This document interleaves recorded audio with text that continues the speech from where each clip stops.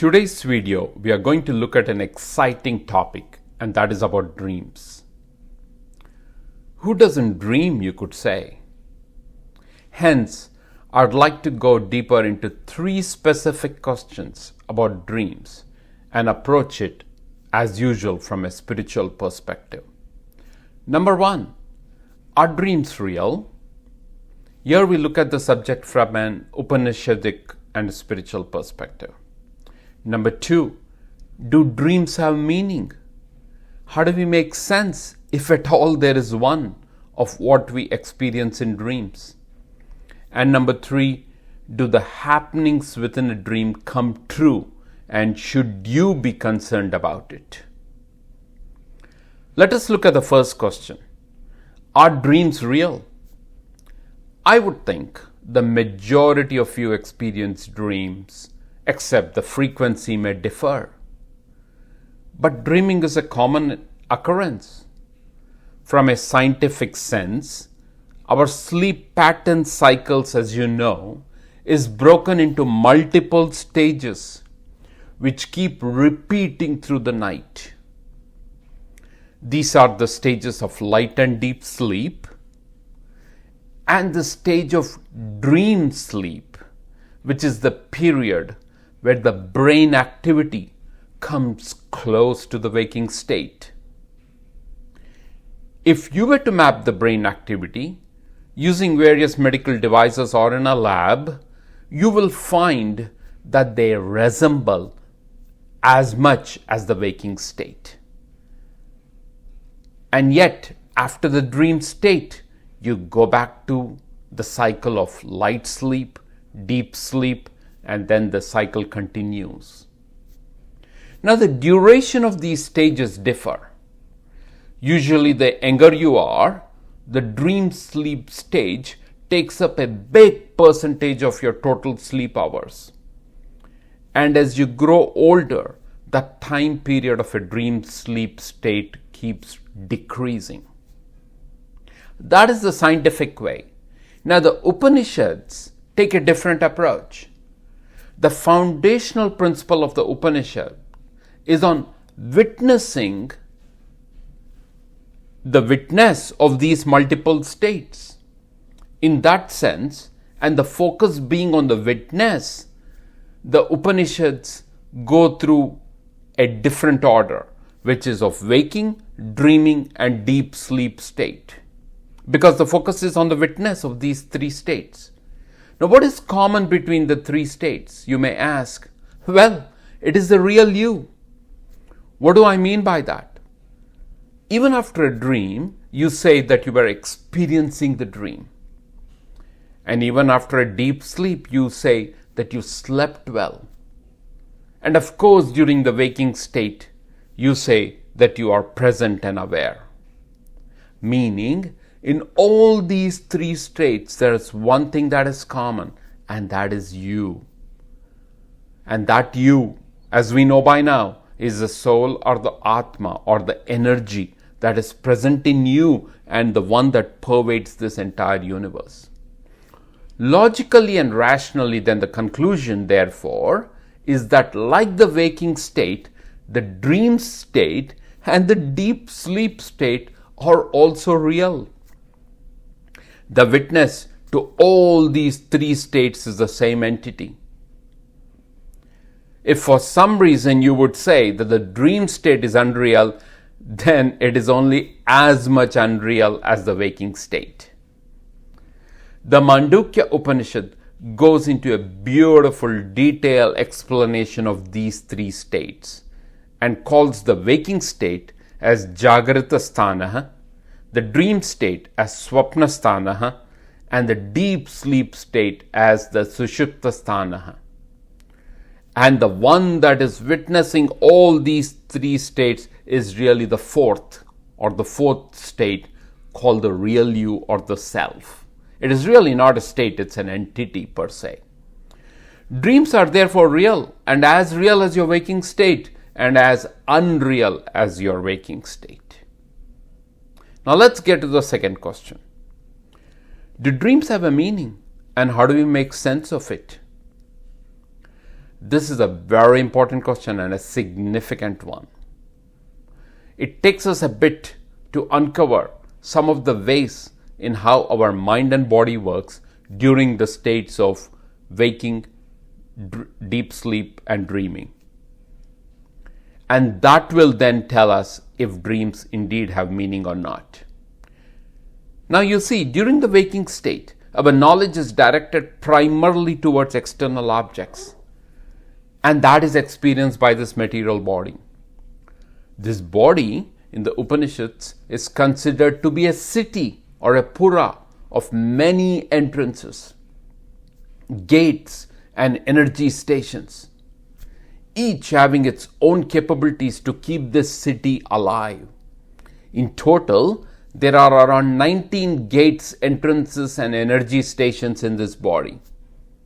These are the 5 senses of knowledge: the ears, the eyes, the skin, the tongue, and the nose. Then you have the 5 organs of action: the speech, the hands, the feet, the organs of procreation and digestion. And then you have the 5 energy stations, or the fires that keep burning to keep this body alive and moving. These are the fire or the energy of breath, the fire or the energy of digestion, the fire or energy to help excrete, the fire or energy to keep the mass in this body, and lastly the fire that helps the internal circulation or flow. So that's 15 by now, remember. And then you have finally the 4 psychological centers within our body. It is the mind that thinks, the intellect that helps understand and decide, the ego which helps you have an identity, and lastly the capability to retain, recollect past impressions. So if you remember now, that makes up a total of 19. 5 sense organs, 5 organs of action, 5 energy or the fire stations, and 4 psychological stations. These 19 gates and energy stations keep us vibrant and alive during the waking state and make the experiences you have real. Now, what happens then in a dream state? Well, the same 19 gates and energy stations are present and keep running this city of ours. The 5 fires or the 5 energy stations keep burning to keep this city warm. The fire or energy of breath, the fire or energy of digestion, the fire or energy to help excrete, the fire or energy to help keep mass in this body, and the fire or energy that helps the internal circulation or flow. These 5 fires continuously burn. Now, but in a dream state, there is one difference. There is a free flow of information and outflow because the ability to rationalize is subdued. Except for this, the rest of the faculties are all active. In other words, most of the 19 gates and energy stations are active and present. Hence, even scientifically, it is observed that during the dream state, or what they call as the REM state, the brain activity is close to the brain activity of the waking state. This is precisely why, because all the 19 gates and stations are active. The dream state is nothing but like a waking state, except it is directed inward. But because the information flow and outflow is uncontrolled and the ability to rationalize is subdued, the content of the dream is all garbled. In dreams, you'll be a hero fighting wars. You could transform from a human to an elephant in a nanosecond, and then immediately you may become a mouse. You could be kicking and screaming, or you can be in a fantasy world. That's because all the content is garbled in a dream state. Now, when you wake up, and if you are able to recollect the dream, then you try and tend to give meaning to the dream. And in most cases, you fail. Because at the end of the day, it is so garbled that you chuckle at the absurdity of the content of the dream. The Brihadaranyaka Upanishad compares the dream state to an emperor taking the citizens of the city and moving around in a whimsical manner. That's how a dream state and the flow of information is. Now, you may ask, then you covered waking and dreaming, then what is a deep sleep state? Well, in a deep sleep state, the entrances and gates of the city, which is this body, all go dormant. But the 5 fires of the energy stations continue to burn to keep the city alive and warm. If these fires, my friend, were to extinguish, then an individual is no longer in a deep sleep state, but would be dead. Now let's go to the last and third question. Do the happenings within a dream come true? And should you be concerned about it? Like we discussed already, most of the content in a dream state is garbled and nonsensical for the most part, except in a few situations.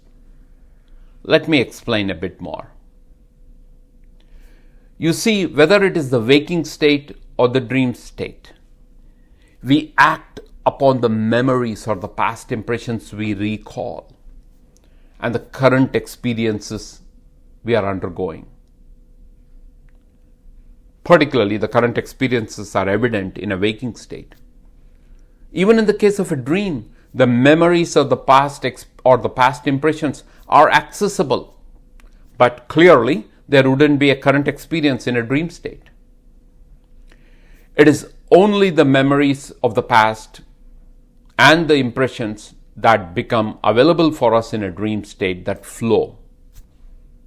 Now, depending on your tendencies, or also called samskaras or vasanas in Sanskrit, you form those impressions. When we clutter ourselves with too many tendencies, useless tendencies, or tendencies charged with hate, aggressiveness, or even lethargy, then during dream state, there is a huge gush of the charged inflow and outflow. Precisely the reason, if you watch an action movie or a movie with gory scenes of blood, killing, and ruthless fighting, your sleep gets disturbed, as the dreams are trying to recollect the past impressions, and those impressions are so charged that it wakes you up.